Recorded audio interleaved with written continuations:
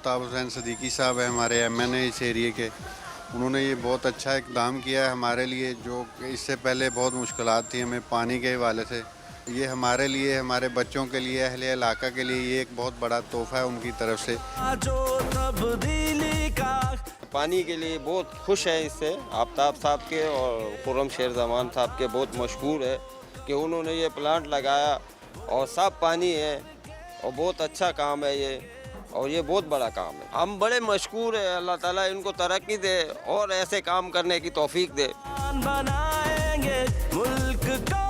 सिंध की अवाम इसीलिए तो ख़ास तौर से कराची में तब्दीली आई है और इंशाल्लाह आने वाले बल्दियाती इलेक्शन में भी कराची में भी हमारा मेयर आएगा इंशाल्लाह ताला पीटीआई का।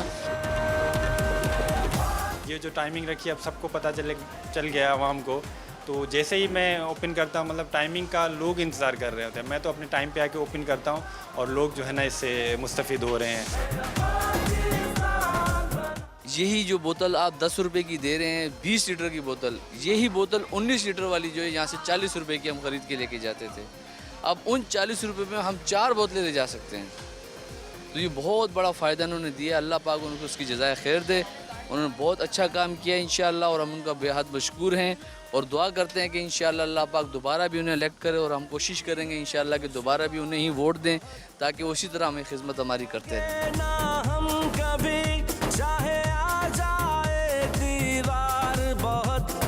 खुश है।